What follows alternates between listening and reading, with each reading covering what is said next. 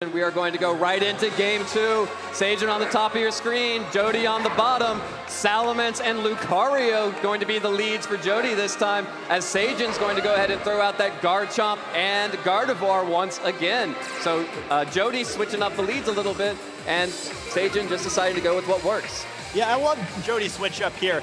We have saw the Mega Charizard throughout all of Jody's previously streamed matches. However, this Lucario can go both ways, it looks like. It does have Lucario Knight, so it's capable of Mega Evolution, and we see it here. Yeah, Mega Lucario making its first appearance on the stream here. Going to go ahead and Mega Evolve, get a lot of additional power on the field for Jeudy. And Bullet Punch coming up from Mega Lucario onto Gardevoir.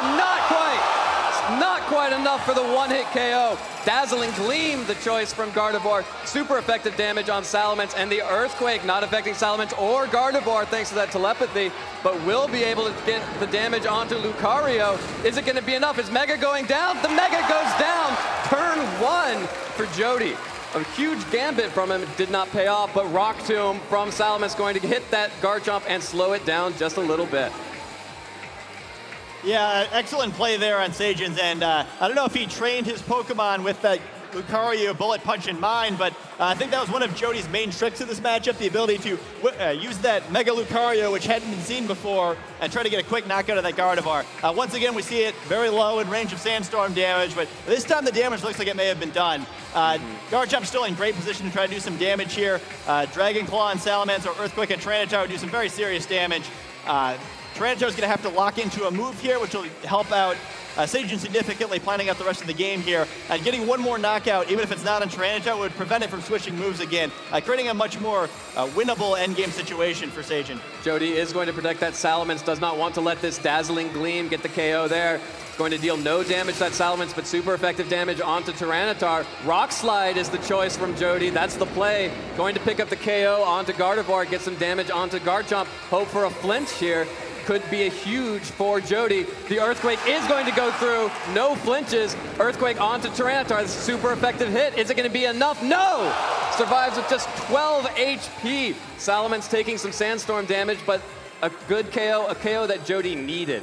Yeah, he does get some progress here. No longer has to worry about that Dazzling Gleam, which could easily knock out both of those Pokemon, but he gave up a lot to get it. Tyranitar on the verge of being knocked out now. Salamence also very low. Garchomp to easily knock out either of these Pokemon now that Tyranitar is locked into that Rock Slide.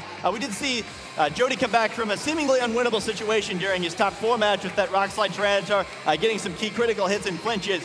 He might need that again here. Garchomp alone is creating a lot of threat right now, and we haven't even seen 2 of Sagen's Pokemon yet. Yeah, and it looks like it's going to be Pachirisu. Pachirisu on the field, capable of redirecting any attack from Salamence now that Garchomp's slower thanks to that Rock Tomb. So it's a great play from Sagen to bring that back out. Yeah, it can definitely help out a whole bunch here. A quick follow me prevents Salamence from creating any real threat here. And Garchomp comes as his pick of which of the Pokemon it wants to try to knock out. Jeudy likely going to need to switch one of the 2 here, but the other one's going to be in a lot of danger. He's kind of got to hope that Sagen guesses wrong about which of the 2 that he switches out. There's also the threat, too, of a Super Fang here, but we do see the follow me. Yeah, follow me coming out from Pachirisu. Jeudy keeping both in. Rock Slide coming out from Tyranitar. Going to have to hope for a flinch onto that Garchomp. It looks like we do see some small damage on both. Draco Meteor from Jeudy onto that Pachirisu. Probably originally targeted for that Garchomp. Will connect, will deal some good damage, but we've already seen not enough. That Pachirisu so bulky, if that Mo Rotom's Leaf Storm wasn't proof enough, it just tanked a Salamence Draco Meteor, and no flinch! So Rock Slide does come out from Garchomp. That should be a double KO. No! 2 HP from Salamence, but fortunately, we'll have to see, will the Sand stick around? Yes, one more turn of Sand does pick up the KO on Salamence. So double KO for Sagen that turn. This game, he does get the Pokemon lead. A big 3-1 advantage now. He still has his redirection available with Pachirisu here, so hard to imagine anything Jeudy can do here. I never thought I'd see the day where Pachirisu was a world champion, but it looks like we're on the verge of it here. Yeah, and it looks like Mo Rotom is going to be Jody's last hope to keep the world safe from world champion Pachirisu. But up against the Garchomp and the Pachirisu. Pachirisu, of course, could take one for the team, use that follow me to redirect any attacks from Mo Rotom. But instead, Pachirisu is not going to do any of that. It's going right on the offensive. Super Fang going to take away half of Mo Rotom's health. Dragon Claw right back after a critical hit! A critical hit, and Sagen Park takes down Mo Rotom.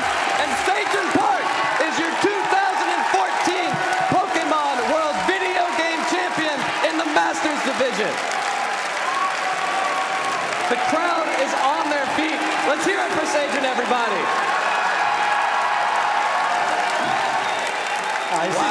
You see Sagen's react there. No player in the world deserved a world championship more than Sagen does. I don't think anyone plays the game more. I don't think anyone works harder. And I feel great for him. You know, sometimes